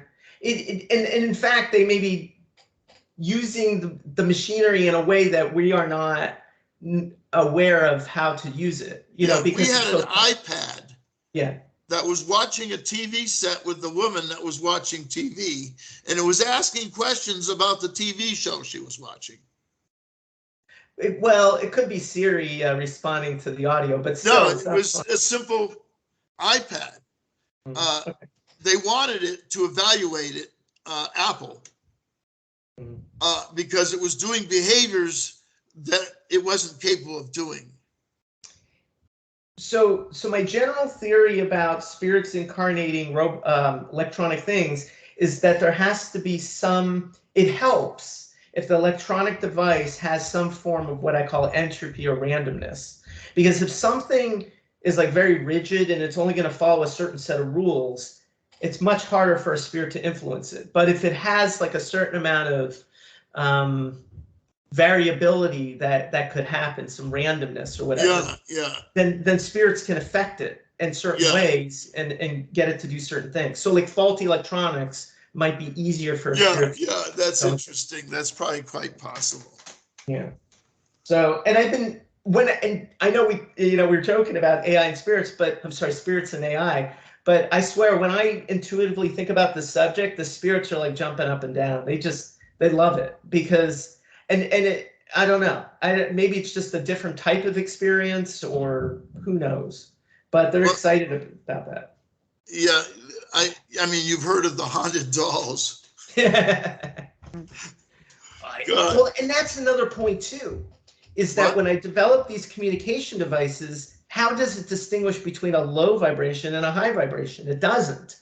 And that's the problem is there needs to be a way to tune in what you want it to connect to, not just some random demon or, low energy spirit. I've been doing it without I work with this woman without the equipment. Yeah. So we ask the questions the spirit gives us back. We're looking into finding a body the spirit wants uncovered.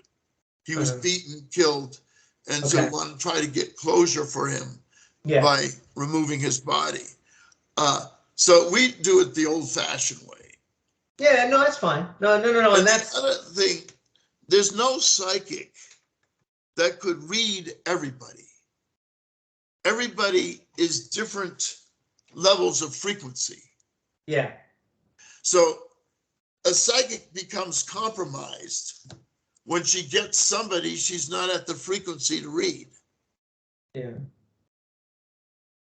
No, that's a good point. And for example, we almost have natural psychic abilities when we run into people in our soul group, right? Like, even though you don't consider yourself telepathic, you might find yourself telepathic with certain people that you have a close connection with.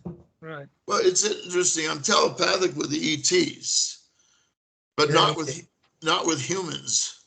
Well, you're an alien. Spirits. It's like, you're a redneck. Well, you're an alien. When you. But there's so many advantages to telepathic communication. Did the Celestials give you any hints to make it easy to communicate telepathically? To the what? Did they give you any hints of how to communicate telepathically? To the. So what? So if the Celestials give you any hints, any tips on how to connect better telepathically? Positively? Telepathically. Oh, the best way, which took me years to figure out, is clearing. Mental clearing. That's put a blank in your head and let the telepathy come in. We're so disrupted with our own thinking, thoughts, processes. I mean, the complexity of Earth versus the complexity of one of the Palladian planets. They don't have to worry about going to jail. They don't have to worry about getting their food, about getting their dinner. Everything is taken care of. So their concentration can go into enlightenment, not into material existence. And that's why they don't know fear. They come across very simply, with a simplicity, is the way the actual Palladians came across. Do you think that a Palladian, if they were to incarnate here, they would be like shocked, or are they sufficiently experienced as souls that they earned their spot as a Palladian? Unfortunately, all my lives were on Earth that I remember. Okay. Indians, American Indians, Atlantis, Europe. So the whole, as far as I can remember my past lives, I don't know how far they go back. But so I don't have the soulmate connection to the Palladians that a lot of the other Palladian abductees do.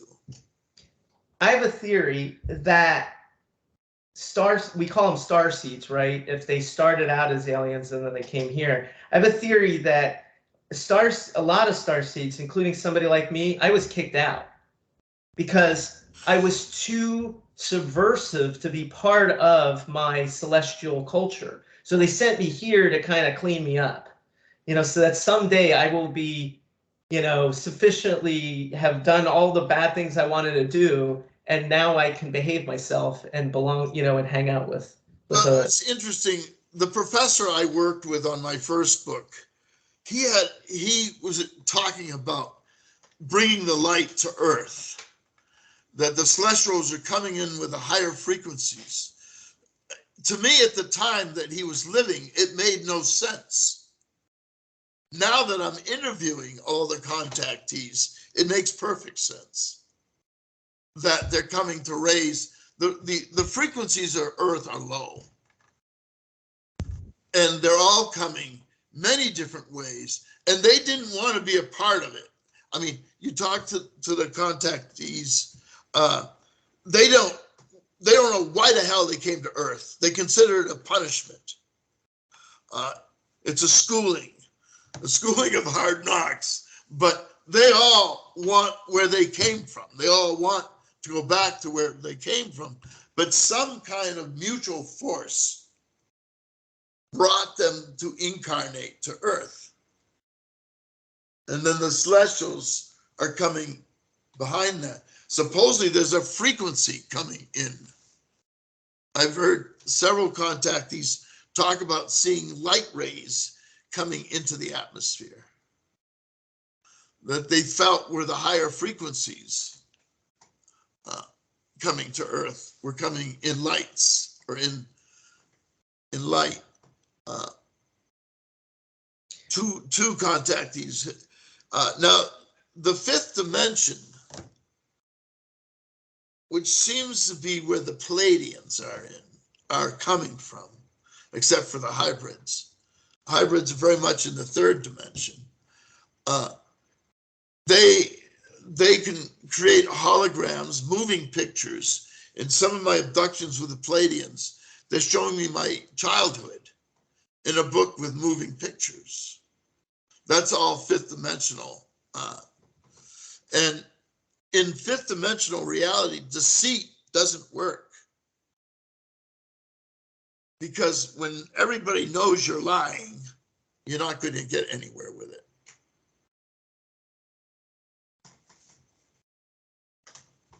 Yeah, no, and that makes perfect. So that actually was related to a question I was, or association I was going to make, is when you mentioned about the evacuation in two different Earths, two different future planets. That's kind of like when people talk about this event where like some people will go off to the fifth dimension and other people will stay within the third dimension. Yeah.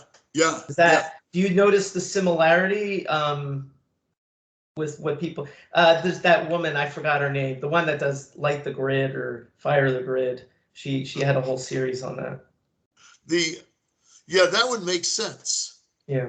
You take the ones that are able to experience the fifth dimension, the love, the interconnection, and you separate them from those into the material, into domination, into war, into greed.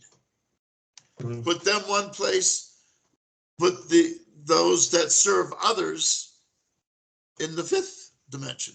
Or don't you think though that when they do that separation that they're going to have even an uglier third dimension again? Like it's like in some ways, not that we have much of an effect on the world, but it seems like we're kind of, we're a balancing force. Well, it seems like we're at the very beginning of whatever this transition is. Okay. And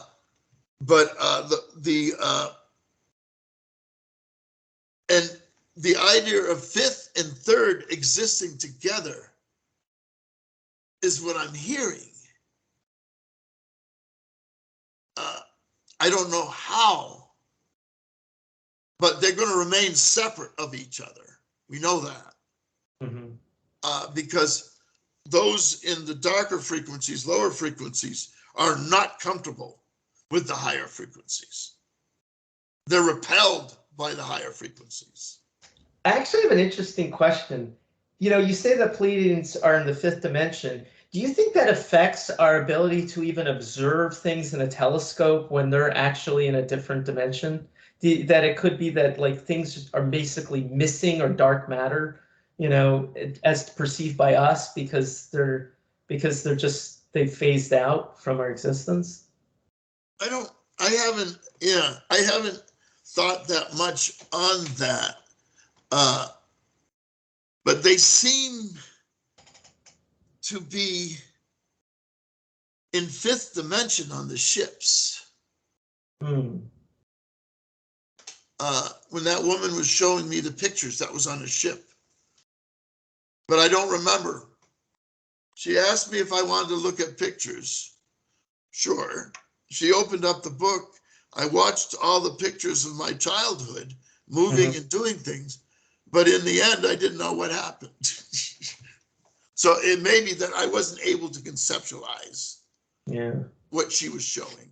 Well, it seems to me like your physical self can, your third dimensional physical self can survive in the fifth dimension, just like you can evacuate a bunch of third dimensional humans that deserve to go to a fifth dimension.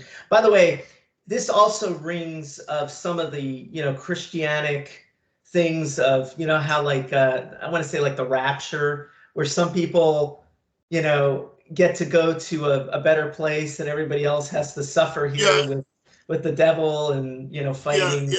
And religion was created, I believe, by the celestials. Interesting. And the celestials are saying, you've outgrown it. Leave it. Leave it behind. Most of the contactees are anti-organized religion. What if somebody's on the fence? Sometimes they're selfless, sometimes they're selfish. I mean, look at somebody like me. I mean, I'm a nice guy most of the time, and every once in a while I get whiny about not being part of secret government programs.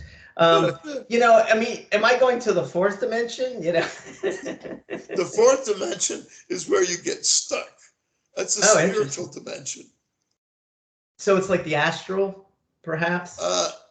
The astral can take you many dimensions. Yeah. It can take you to, but the fourth dimension is a troublesome dimension. There's no desire to visit it. Interesting. I speak to the spirits at the seances and so forth. They're troubled souls.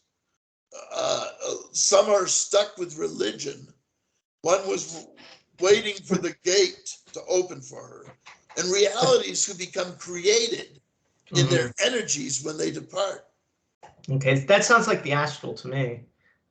Because that's where I do my retrievals, is in this realm where people are still stuck to the religion, or they think they're in a dream, they don't even realize they're dead, all those kinds of things. So that sounds actually kind of similar. It's funny because I go beyond the astral and I call it the mental plane. I'm wondering if the mental plane isn't the fifth dimension. So it's weird. It's an interesting. Yeah, I wish when I was having all the out-of-body experiences in 1975 and 6, there was somebody that could tell me what I was experiencing. I use everything I use is mileposts. Like if I've read authors and they describe something and it seems to jive with that, then I sort of make that connection. Years ago, the Theosophists, what they would do is multiple explorers would do something, and then they would come back and they would try to compare their notes to determine, what was the truth, what wasn't, so they used like basically a form of consensus to decide what was real and what isn't. I've done what James Monroe calls number one, which is, and my wife and I got up in number one as my dead father came into the room, and then my wife left with my dead father. Interesting. And then I went back, I woke up, and but he wanted to speak with her specifically. He had never met her in the living. Wow. But they might have. My father has kind of been like a guide since his death. He gives me suggestions. Like on one of my radio shows, he was telling me, turn it down. In the dream, I was holding a radio, and he was telling me to turn it down. It was on X Zone, and I was having a debate because I didn't have the proof he wanted. And so it was a very active, how do you prove this? How do you know this? How do you know that? And that grounds out the substance of what's in the structure. Obviously you can tell I get triggered when it's something close to something that I'm familiar with, but I like to keep an open mind in general because I like to be able to just see if I can experience it myself. It's almost like you only will experience things that you believe in. And so when you see something, so you're not going to, so you're going to almost sort of, what's the word? You're going to reinforce your worldview if you don't try new things. And the thing about you in particular is that you didn't choose this. It's not like you said, you know what, I'm going to become an alien talker, you know, or something like that. Yeah. It chose you. And so that, you know, I think lends some credence because, you know, it's a struggle. And it's funny, maybe in a few years when there's supposed disclosures, you'll be like, I told you so, you know, kind of thing. The transition is, they're already here. Yeah, the hybrids are living amongst us. Yeah. I don't think we're too far. I think within 10 years, 5 to 10 years, we'll be transitioning. We had my father's. Yeah. We had mine. We had my son's. Are you, by the way, are you 50% related to your son? My son is everybody in this house that's lived in this house has been abducted. My son, I'm his, we're 100% by Ancestry.com. Okay. What about your wife with your son? My wife and son, yeah, they matched. Okay. All right. And then my father matched with my son and myself. Okay. 50%. Okay. Perfect.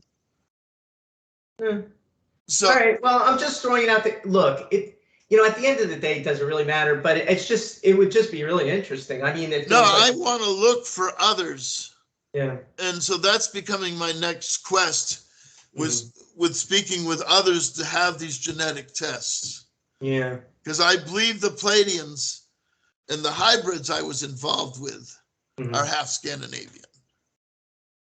You know, there could be other contactees like yourself that when they go to do the Ancestry.com, they find they're not related to one of their parents. That would be cool.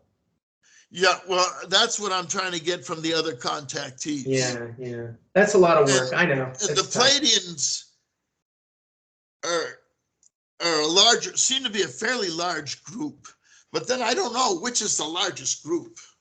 There's in different countries. Yeah, you know, it's like saying we're all related. We're not. I mean, we're different people. There's different races. But when you get how many different blood types? Yeah.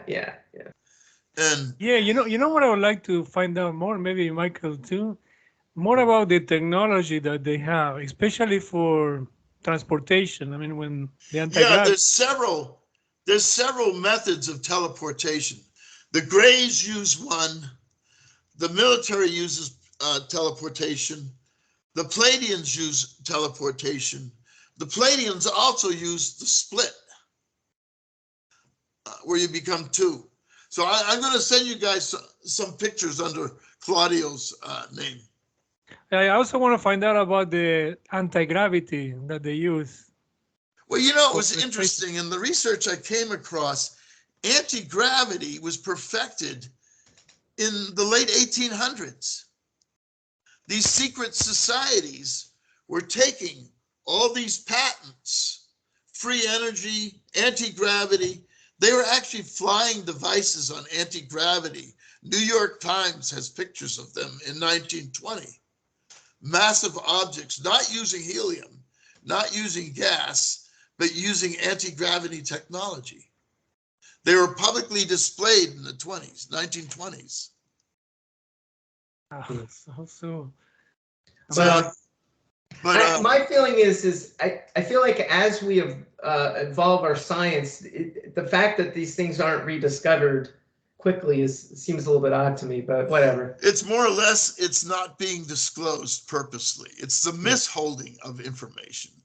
But do you think originally was provided by aliens, the technology, or did humans just discover it? The teleportation came up. The book, hang on just a second.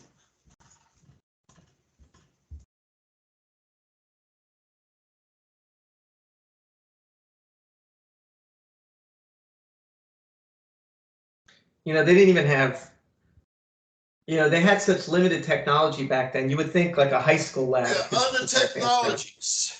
I wish I could find the book.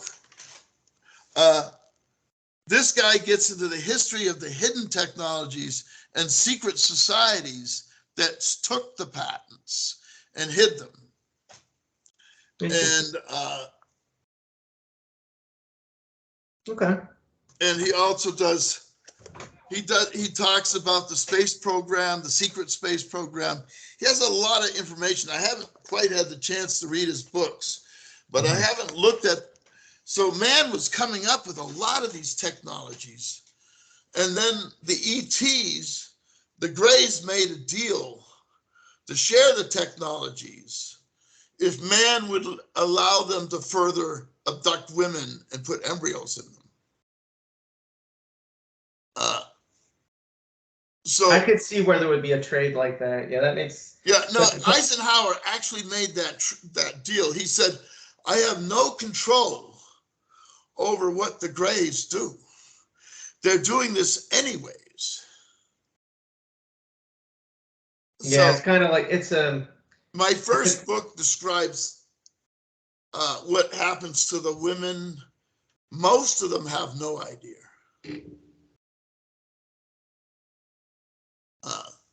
They have no recollection, and a lot of them didn't even notice the missing time. That's what.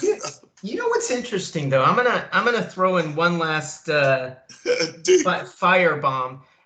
We are now at the point when human technology that we don't even need to quote unquote impregnate women in order to make children. In other words, a doctor can go in, take a needle, pull out all the eggs, and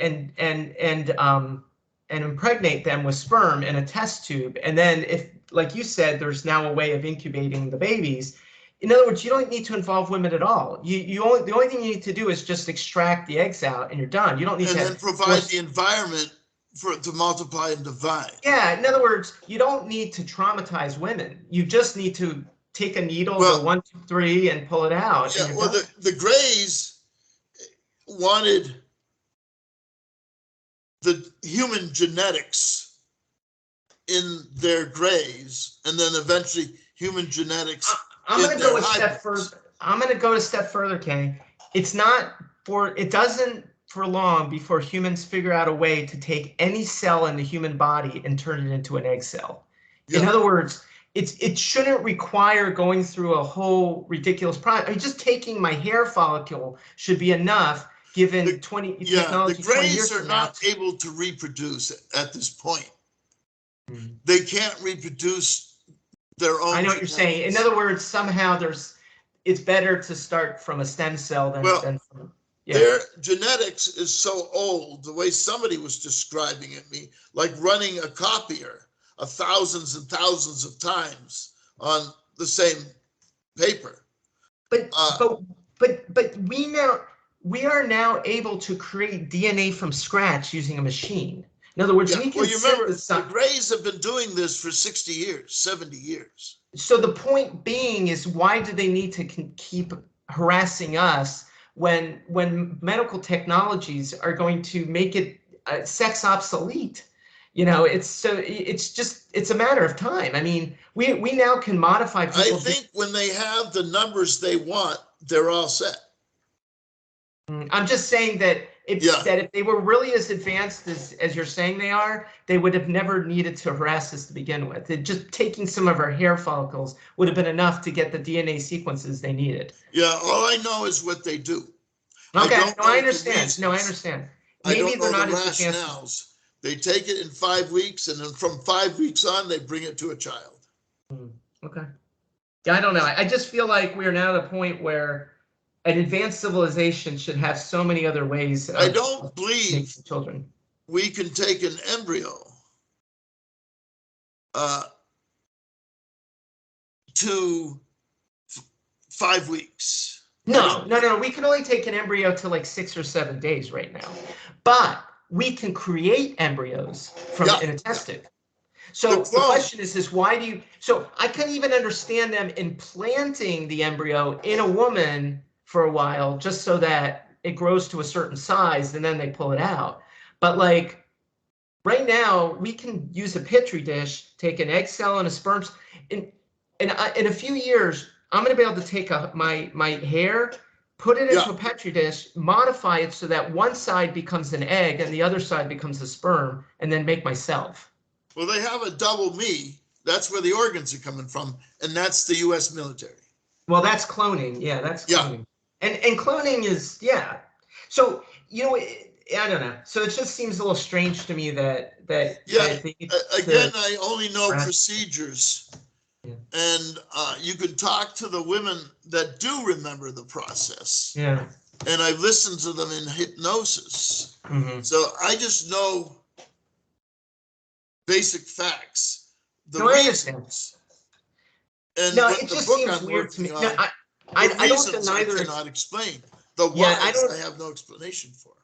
Yeah, I don't deny their experiences. I just find it interesting that. Well, I think you'll find thousands have had, from the women's side, have had these experiences. It's funny, for 40s, you, all you have to do is impregnate. These women were institutionalized when they told the doctors that their baby was taken away by an alien. It goes way back. It goes. So it's not a new. Well, I mean, it used to be taken by demons, right? They used to think that the demons took their babies, right? Well, they got pretty much the ones that came forth were institutionalized. No, but I'm just saying that prior to the whole alien thing back in the late 1940s, the explanation is that a demon took my baby, right? I mean, in other words, they just use different language, but it's, it's been going on for the natives in Brazil. Yeah. Put coconuts over their penises so that the Greys won't take their sperm. Did you hear that, Claudio? Unbelievable. He's in Argentina, sorry. That was in Brazil. And John Mack does quite a historical perspective in other cultures of how they dealt with the ETs. But they kept the coconuts over their nuts, so that the Greys, and they used the word Greys, wouldn't take their sperm.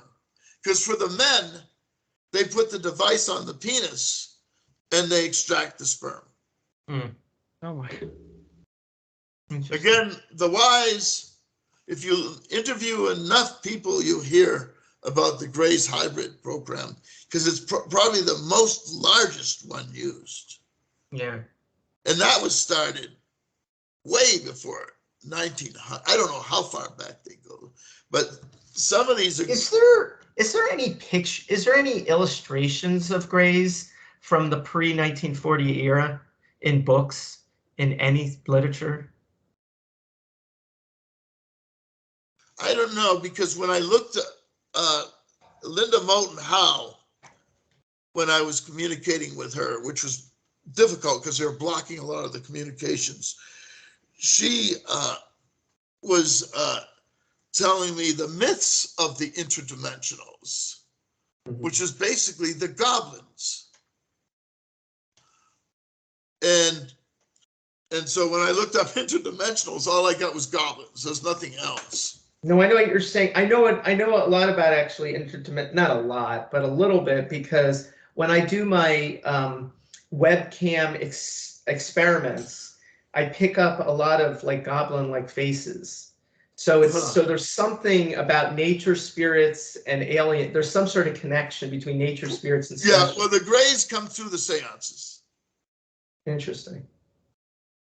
And those that can see ghosts, I used to be able to, but I can't see them as well. We'll see the Greys in a room. Interesting. So they're literally sort of just floating not floating, but they're sort of they're sort of out of phase with our dimension, but then able to observe our dimension. Or they're going into the fourth dimension. Yeah. To be observed. Okay. Because the Greys also do out of body.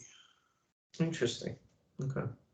I don't know who was teaching me out of body, but I was being taught by spirits on out of body. I've never been able to initiate out of body. Okay. The spirits induce it. Yeah. No, there's a weird interconnection among everything. Like what? Yeah. Yeah, the spiritual, the celestials are in the future. by the spiritual dimensions, and they're coming in. Well, I'm going to try to reach out to them tonight if I don't fall asleep too quick, and we'll see. I want to say, Claudio, actually, if you want to mention, but you were doing a meditation a few nights ago, and you saw something, right? Or maybe a few days ago. You saw like some sort of light being, right? Yeah, but I don't want to assume anything else, anything more. Okay. Mhm. Yeah. Okay. Anything is possible now. I mean, what could have been, I don't know. Well, if There's, they keep showing up and you know, driving a you lot crazy. will show up on camera that won't show up to eyes. Okay.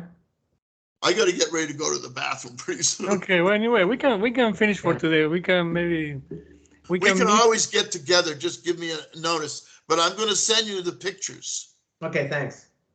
Yeah, and then the names of the Facebook groups. Yeah. Yeah. I'm going to get you the ones I like. Okay. Okay. Sure. So go ahead. All right. You Good take night. it. Good night. Okay, take care.